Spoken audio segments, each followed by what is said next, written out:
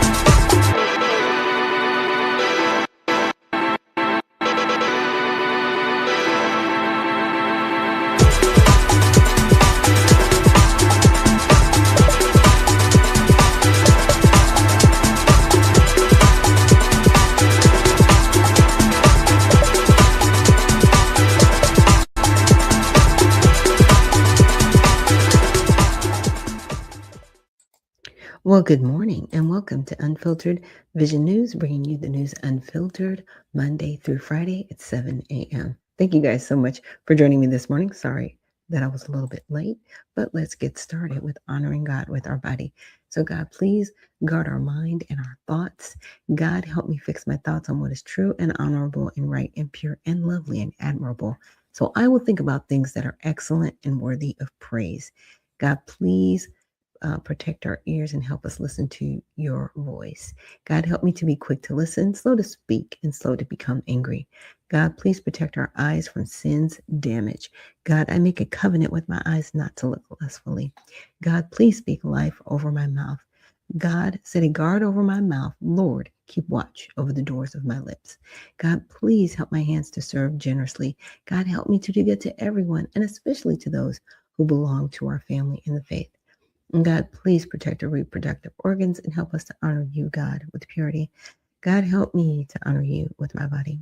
And God, please protect our feet and help us walk along your path. God, let your word be a lamp for my feet and a light on my path. And amen. And if you are joining us here for the first time this morning on Unfiltered Vision News, we definitely try to start our day off on the right foot, and that requires, us honoring God with our bodies. So let's get started with trending topics on X. So Trump calls DC mayoral nominee Janice Lewis George a communist over crime policies. Okay, he just came up with the whole C word. He was just like, no holding back. We're not doing democratic socialism. You're just communist, straight up. Like, wow. Okay. And Ilham Omar dances at Minneapolis Somali independence celebration, and it's sparking backlash. And I think with her in particular, I won't spend too much time on this. It's just that people really want members of Congress to be about America first. And that's not a bad thing because we live here in America. Yes, we are a melting pot of different cultures, but those cultures don't put their loyalty to another country above America. And I think that's one thing that she's really going to have to sort out with the American people. So if people see her and you're like, well, I'm a Somali American. Why aren't you just an American that came from Somalia? That's the difference. And I think that's really what people want to see from all of our members of Congress, regardless, right, whether they were born here or born somewhere else. It's about you being an American first. Your country, wherever you were born at, second, because your loyalty should be here. Now, the Supreme Court upholds state grace periods for late mail-in ballots. Now, this has really been a point of contention. It really, really has. And a lot of people said, people have been cheating with the grace periods and the votes. I've even had a little bit of speculation myself, especially with the Spencer Pratt voting situation. And it was mainly because the individual that was in third place, the councilwoman, who is now in second place above Spencer Pratt, right? How did her votes go up exponentially, but it didn't affect the governor's race? Everything's on the same ballot. You can't affect the local race without affecting the state race, because they're all on the same ballot. So you mean everybody that voted for her didn't vote for anybody at the governorship? Like nothing changed. Had it been right, in my opinion, Steve Hinton, he wouldn't be in second place right now. He couldn't be. It would be a mathematical impossibility. But what's also a mathematical impossibility is that all the votes came in for her. None for the incumbent. None for Spencer Pratt. It just shows too much faulty in our state elections. And so with that, states need to do better. And that means better representation. That's it. So let's check this out. So I looked at it, and it says the ruling in Watson versus Republican National Committee, written by Justice Amy Coney Barrett, held that federal laws set election day for voter choices, not ballot receipt, allowing Mississippi's 5 business day grace period and similar rules in 14 states. Now, challengers, including the RNC, argued federal statutes preempt such extensions, right? But the majority emphasized state flexibility in processing. That's where it is. So dissenters like Justice Alito warned of fraud risk, okay, while President Trump decried it as a loss and pushed the SAVE Act. Voting advocates celebrated expanded access for military and rural voters. Well, they already had it. They always had it. The problem is when you don't receive it at a certain juncture. And here's my problem. They're giving these grace periods, but we're supposed to have election day, not election month, not election season. In California, it's just election season. It just keeps rolling over because they're never done, because they can never get everything counted on time. So if your process is so inefficient, fix it. That's just kind of where I'm at with it. It really is crazy. And so I dug down the rabbit hole. That's why I was late. I'm so sorry. So I asked, with the recent decision from the Supreme Court on mail-in ballots, will this change the USPS using a review of voter database? And so what's happening are kind of 2 things here. And I'm going to play 2 videos for you guys. One on the ruling and then the other on the U.S. Postmaster General. And what he's saying is they do have a list of registered voters, and they want to make sure those voters get their ballot. But Congress sees that as interference. How could that be interference? What if one of the voters had passed away and a mail and a mail carrier is like, yeah, that person's not there. They don't live at that address. You know what I'm saying? So I'm just saying there has to be some checks and balances and trust somewhere. And even pointed out Oregon, when they went to their all mail-in voting, because that's how they do their voting, there was no issue. So why are they bringing this up now? Very interesting. So let's check it out. Developing news, mail-in ballots that are postmarked by Election Day will still be counted even if they arrive days later. That is what the U.S. Supreme Court has decided in a ruling today. KIRO 7's Nia Bliss talked with people on both sides of this issue. So, Nia, the debate over the vote-by-mail timeline is far from over despite this ruling. Yeah, but with the primary election just a few months away, the King County Elections Director says she's feeling relief. And we know this because we obtained a letter from her telling her staff this today. However, this ruling is being met with mixed feelings. In Watson v. Republican National Committee, the Supreme Court voted 5-4 to uphold a Mississippi law allowing mail-in ballots to be counted as long as they're postmarked by Election Day. In Washington state, that could be up to around 20 days. I like to vote by mail because everything is secure. Bankole has been voting by mail since becoming a citizen 20 years ago, saying he's had no problems with the system, and he's not the only one happy with the SCOTUS ruling. Our mail-in voting that has been around for a while, and I'm very pleased that it happened. Voters like Boyd Jarman prefer to vote in person, but says he understands why mail-in voting is popular. That's a great thing for people that can't go in person or that are disabled, right? He feels ballots that are delivered by Election Day should be counted and is hesitant for ballots arriving later. There is part of me that if you have to wait 20 days, then things could happen in those 20 days. Representative Jim Walsh, who is the chair of the Washington GOP, disagrees with SCOTUS's ruling. Our official position is we're disappointed, but we're not deterred. Representative Walsh says he doesn't want to get rid of mail-in voting, but questions the security of Washington's system. Secretary Hobbs says he's still waiting for Representative Walsh to come up with proof. My words to Jim Walsh is the fact that look at our state. I mean, we had 90 million votes cast in a 10-year period, and there's only 5 cases of fraud that we identified.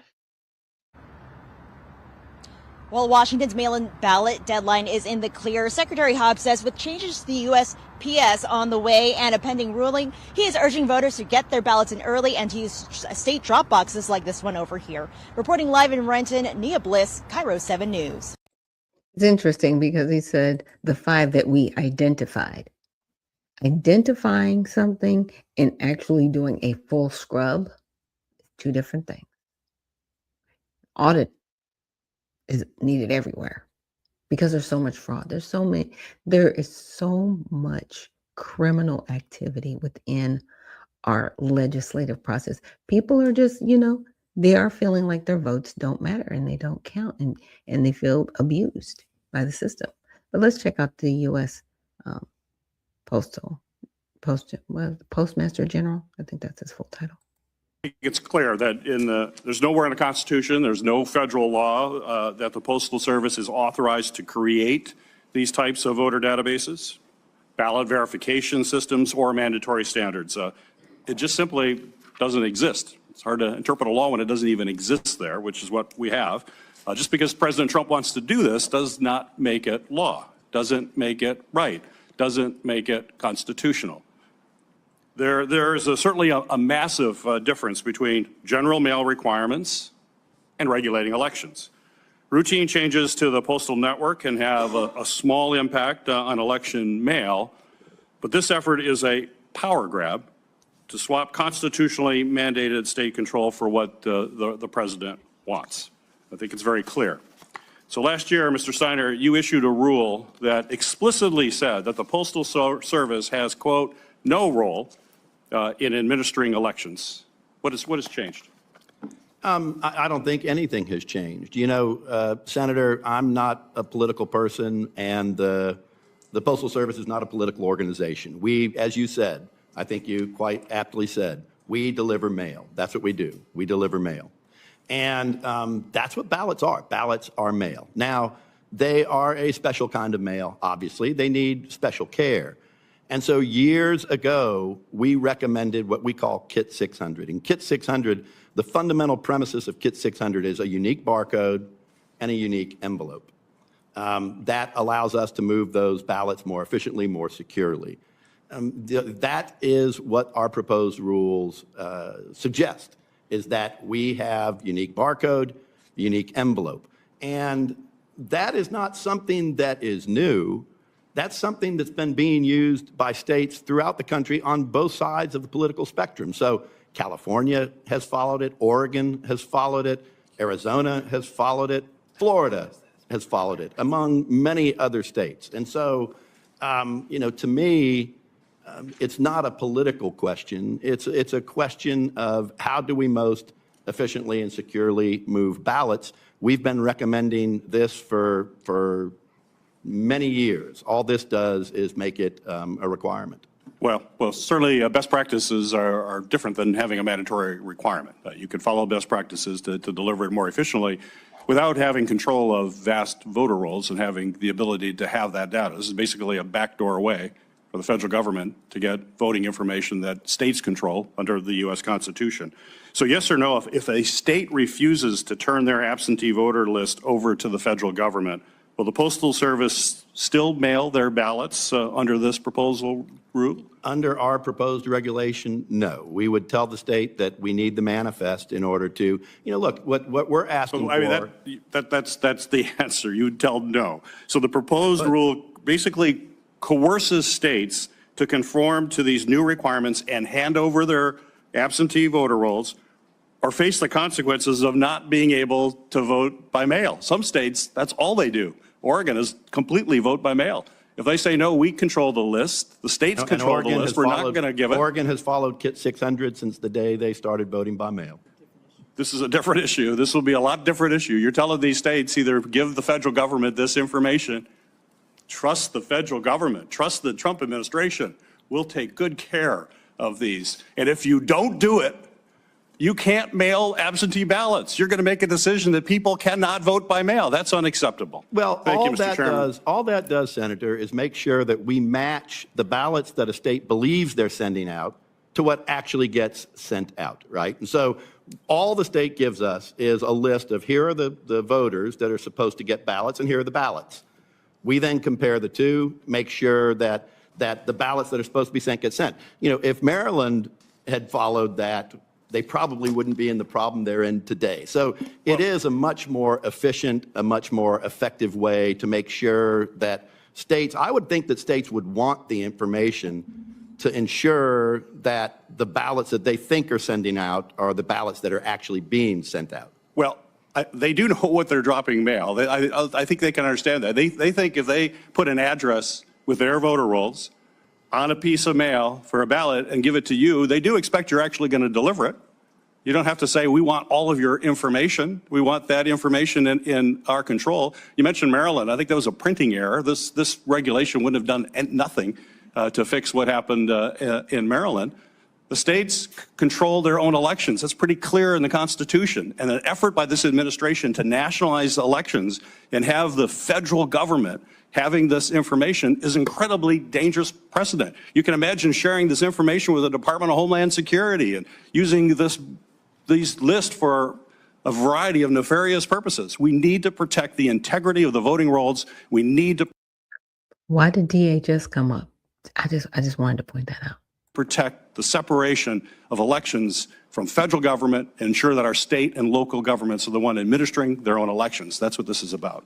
Well, we are the Postal Service. All we do is deliver mail. We're trying to deliver it securely, efficiently, and accurately. And that's it, right? And to the postmaster's point, it does make sense. We have a list of your voters. We want to make sure that those voters get their ballots.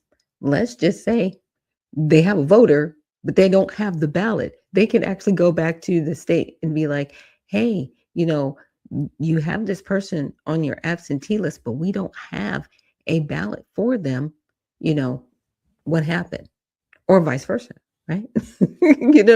I'm just saying, we've got a ballot, but that person isn't on the list. We want to make sure, but for that representative, he might have been a senator, because I think that's the senator's room, for you to bring up, well, we don't want, what if DHS wants that information? What if they do? What's the problem? What are you afraid of? You have all of our information. Are you high? Do you pay taxes? Yes, the government has our information. Were you born here and you have a social security number? Yes, the government has your information. What are you talking about? Weird. Okay. He is strange. And I really respect the U.S. Post General. He was great. He was great. He was just like, Oregon's been following it. What are you talking about? And if Maryland had followed it, they wouldn't be in the situation they're in, which means more than likely there were people that were absentee ballots and they didn't get their ballots because they didn't turn over that information to the post office. It's just the post office using this. So where's the government coming in? Oh, you're upset because the government wants access to those lists. You're upset because some people that shouldn't be voting are voting. I'm sorry, it's going to come out, and it's coming out, and y'all are terrified. But now you're thinking, oh, we're just going to be able to hide and keep doing what we're doing. You're not going to be in office forever. I'm telling you, a new day is coming when somebody is going to start working in these spaces in different places and say, hey, things aren't right here, and fix everything. So thank you for letting us know that you don't care. But I wanted to also give this little blast from the past from Benny Johnson. We're outside of a very important place here in California. You'll see it's just home to a porta-john and a giant empty parking lot. But inside of this empty parking lot is something really important in the state of California. As you can see here, we have registered voters. 26 registered voters for this exact location, 100 Sunset Avenue in Venice. 26 registered voters right here, according to the registrar and the Secretary of State. 26 people registered to a porta-john and an empty parking lot. Where do their ballots go exactly? So who's picking up the ballots? Who's voting for the people in this lovely porta-john empty lot? That's the question. I think you know the answer. Yeah, and that's the problem. Yeah. So obviously, and he said California is following it. But where are those ballots being delivered to? Or are they being delivered at all? Those are the bigger questions. We've already seen videos of people, and somebody's actually, been charged with paying people to vote, which is illegal everywhere. Yeah. So we've got empty lots. We've got, senators yelling. We got a Supreme Court that says, hey, it doesn't have to be election day as long as it's postmarked. Okay. So they can't backdate anything, but as long as it's postmarked. So if it's postmarked, you have anywhere from 5 to 20 days in some cases, in some states. I think California, they're still counting ballots. I'm not sure if they're done. We'll have to check on that. Yeah, it's June 30th. I think they're still, yeah. Yeah. And that's ridiculous. It really, really is. But I wanted to go back to this, and this is another reason why President Trump wants to say, have the SAVE Act to protect our elections. And you can see how riled up that senator was, our representative, because, hey,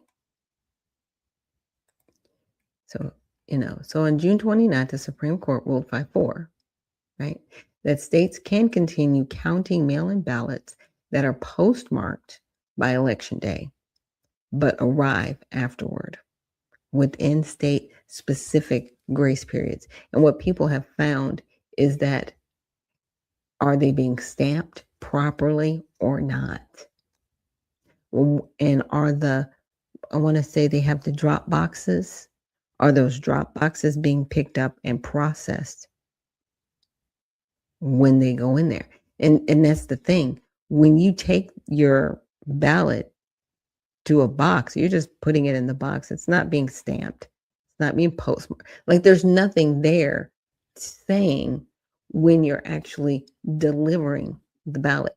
And to me, there should be like a little, I don't know, almost like a little Pitney Bowes thing. You put it in there and it stamps it, and then you drop it in the box. That's easy. In my opinion, that's easy enough. Do that. But, there's probably risk of vandalism and all other kinds of stuff. I think one of the mailboxes in California was burned, and some of the ballots were burned on the inside. Who were those ballots for? I wonder. Yeah. And we'll keep wondering, because we'll never know, because they'll never investigate it. They'll just talk about it, and nothing will ever get done. This is why people don't trust those in certain parts of our country and government. So the USPS and voter database review. So separately, there's been controversy around Trump executive order, which was around March 26, directing the USPS and other agencies like DHS, which is probably where he brought it up, to get involved in voter eligibility for mail ballots. This includes creating a using federal citizenship list from databases like the Social Security and SAVE, requiring states to share voter mail-in ballots with UPS. USPS potentially refusing to deliver mail-in ballots in states that don't comply or for voters not on approved list. You've already heard the Postmaster General say, we have a special system for this. We've been processing this stuff for years. Really, nothing's changed. It's just now that they're required to have these lists, they're afraid of DHS getting involved, because that means if there are people voting in elections that shouldn't be, even though they're on the absentee list, yeah, DHS is coming for you. Which they keep saying is not happening. Then why are you afraid? Why are you scared? That's all my thing is. If you're doing what's right, why are you scared? It's because you're not. That's it. So this has sparked lawsuits from Democrat-led states, shocker, voting rights groups and others arguing it exceeds USPS authority, right? And infringes on states' constitutional role in running elections. Some court actions have blocked or limited parts of it. So USPS has historically used tools like national change of address, data informally for verification challenges in some locales, but it does not maintain its own comprehensive voter eligibility database.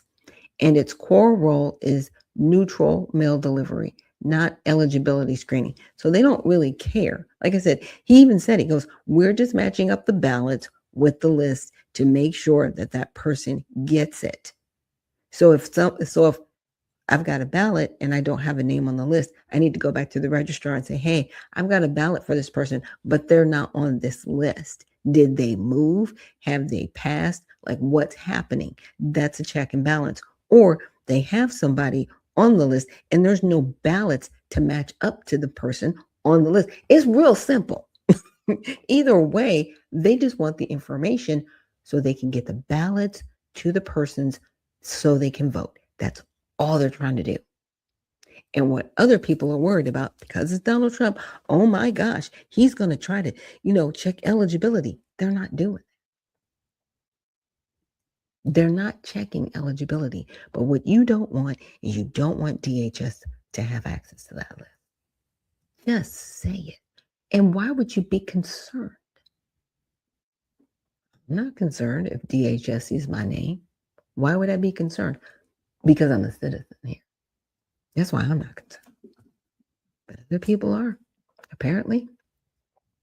So does the SCOTUS ruling affect us? No, there's no direct connection.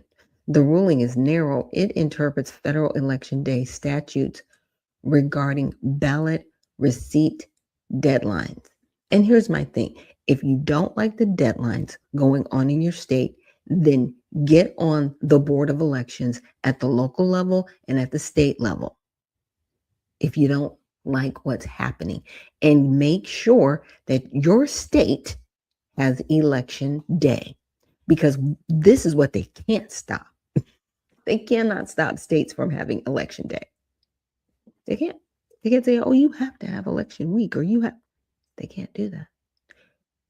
And the more efficient states become with their electoral system, I guarantee you their populations are going to increase, because those individuals are going to feel like their vote matters. And then other states will start to follow suit, because more people will start to say, you know what, we want to make sure that our elections are top notch and above board. And we want to do everything that we can to ensure that, so everybody feels secure in the election process, right? So in short, mail-in ballots with timely postmarks can still be counted under state rules per SCOTUS, but broader fights over federal USPS involvement in voter data and delivery eligibility continue independently in the courts and politically. So outcomes will depend on those other cases and state actions ahead of the midterms. Yeah, people are concerned, as they should be. But again, it's one of those things that's always up to us. So make sure you check out the USA Redemption Party at usaredemptionparty.com. We are looking for servants of the people, not politicians, and also for members to join the party to encourage others to, redeem this country. So thank you guys so much for joining me here on Unfiltered Vision News, and we will see you on the other side.